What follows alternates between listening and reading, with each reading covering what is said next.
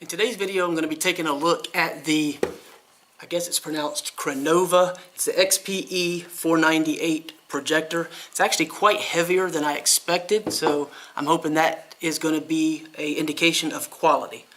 We'll see. So included with this, you get a multifunction remote control.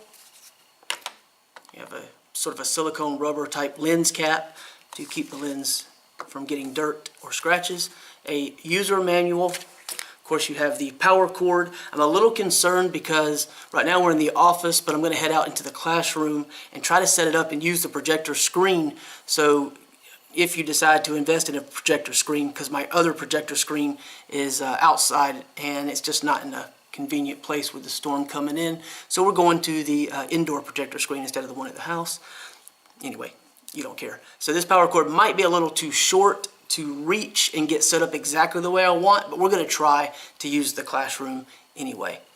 You also get a pretty nice, pretty long, flat HDMI cable, and you have this cable in the event that you need to adapt for a different device.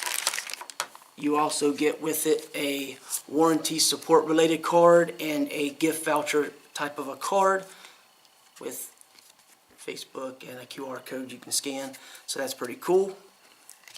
Alright, and then of course you have the projector itself. Like I said, kind of got some pretty decent weight to it. It's actually a lot heavier than I thought. It has a little adjustable foot, which is completely removable, so if you wanted to take that off you could. It does have some rubber feet on the bottom. You can see on the front the lens there. You have your navigation buttons, power buttons and such, and on the back there's not really a whole lot going on back here, but you have a little card reader, VGA, power.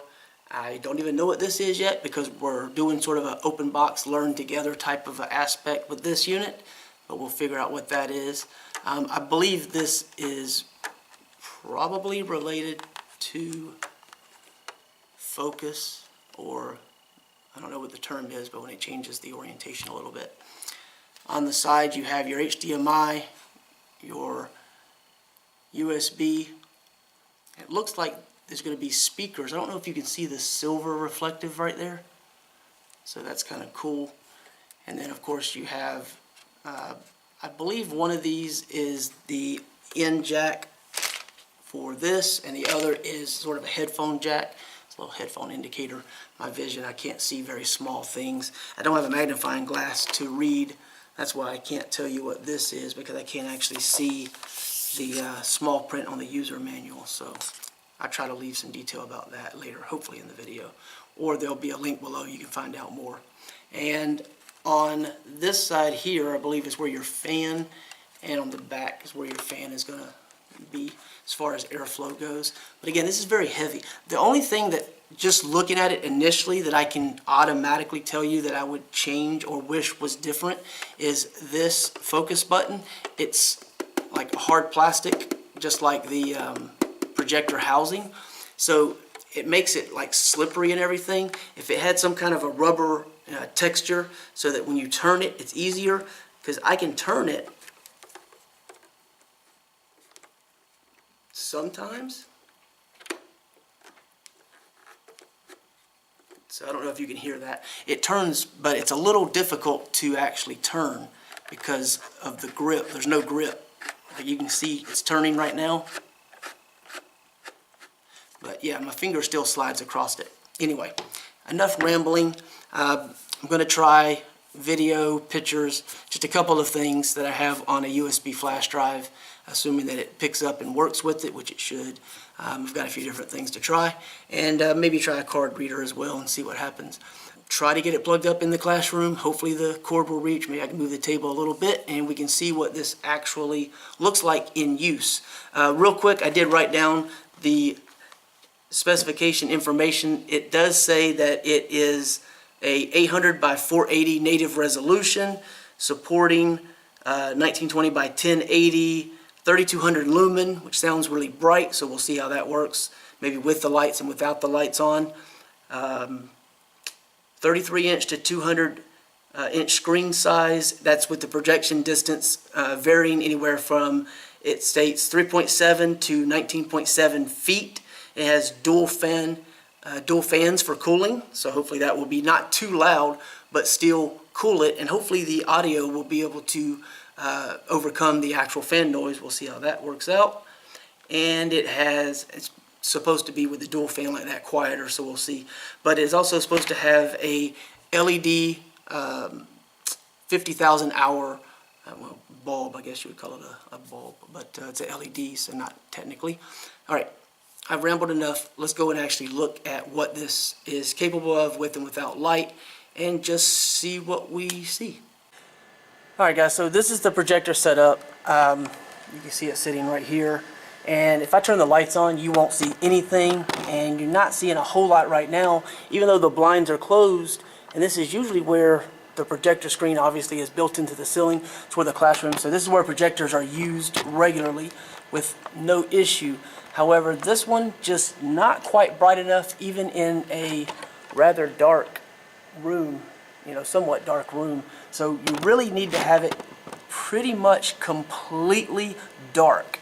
That said, I've got the volume set to about 80. I think it's at 80, so I don't want to go so far that it gets kind of distorted, but I want it to be loud enough. It actually sounds okay. I mean, it's a tiny little speaker, so it's nothing special in that regard. And as I was mentioning before, this little slider is kind of what skews the picture depending upon what your needs are. So you can see, well, I don't know if you can see that really well, but it kind of changes the picture a little bit. Now, a problem I had, and it took me a really long time to even get it as clear. Let me zoom in so you can see, which I don't know how clear that really is for you guys.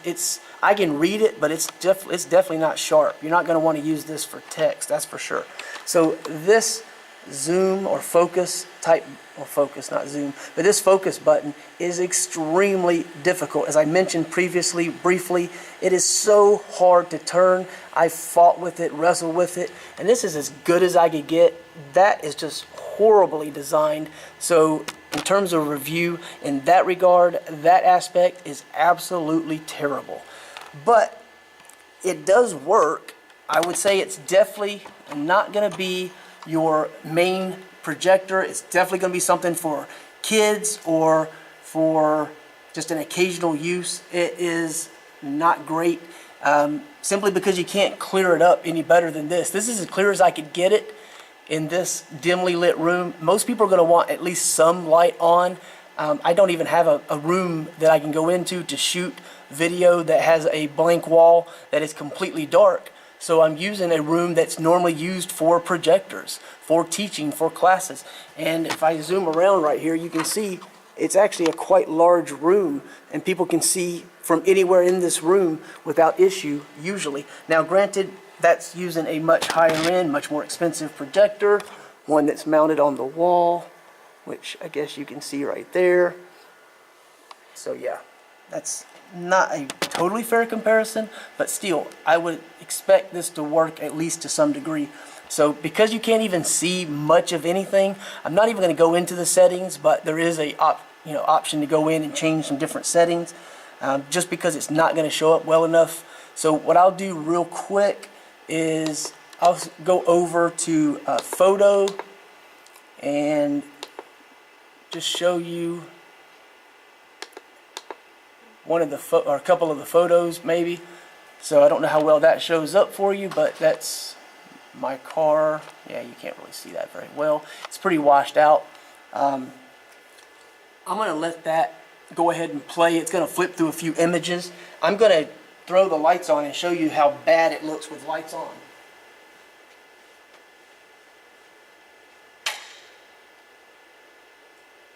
So I think you can hear me. That's actually just a small portion of the lights in the room, and it washes it out completely. So yeah, you're not going to have any lights on in the room. So if someone's in a room trying to use it for like a class or teaching, and they've got to take notes, they're going to have to use their phone or some other method to have light in the room. So like I said, you need to have at least a small amount of light in the room in certain instances. This is one of those. So anyway, that is some of the photos. Let me see. I can back out here. Music. I went to Bin Sound and downloaded some open source or free or whatever it is, so there's no copyright, hopefully, issues. There shouldn't be. So Bin Sound, this is a dubstep, just because, you know, it's kind of a little bit loud.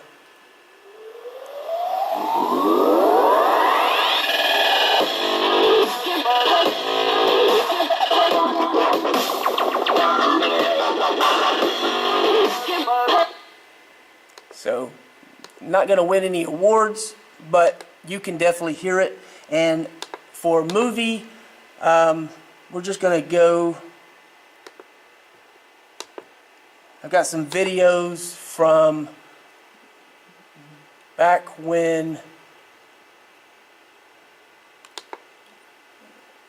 I was driving. Let's see. There it is. When I was driving in 2015.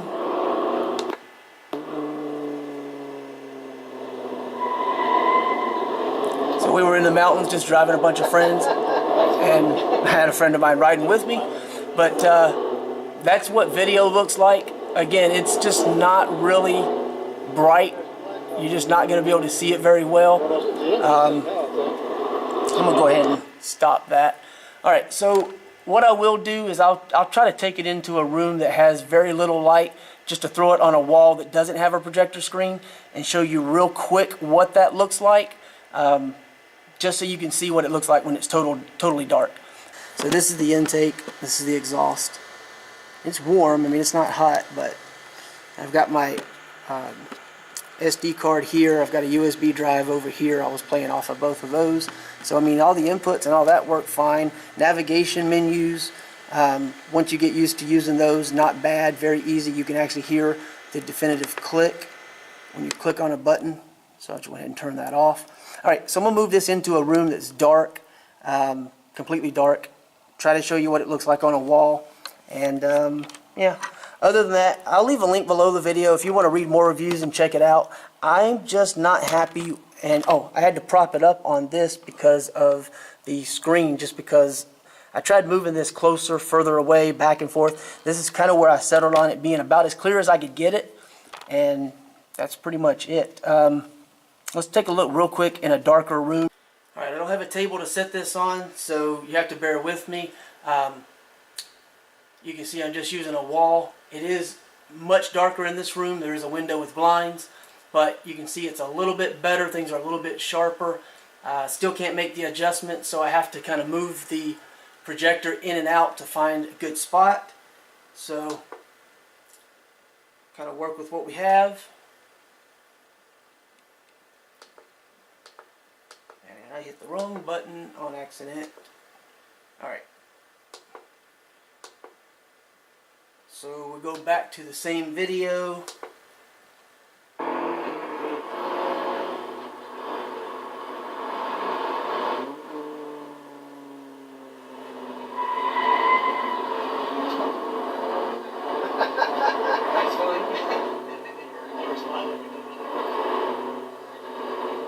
Alright.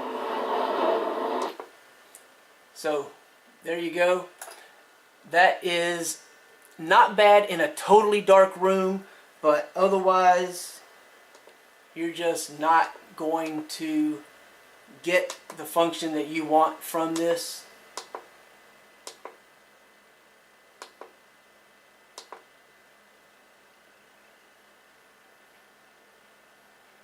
So hopefully that gives you a little bit of an idea of what you can expect with this unit.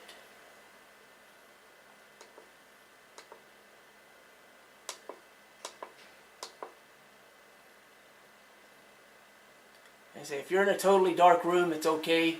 It's a little bit slow for the photos. As you can see, it takes a second to kick in. Sort of do a little slideshow. Anyway, that's pretty much it. I hope this is actually useful. I do apologize for it taking so long and being so rambly, but I was just disappointed and having a hard time dealing with the actual visuals, not being able to see it very well and everything. Anyway, so that's pretty much it, guys. Check out the link below the video, and again, thanks for watching.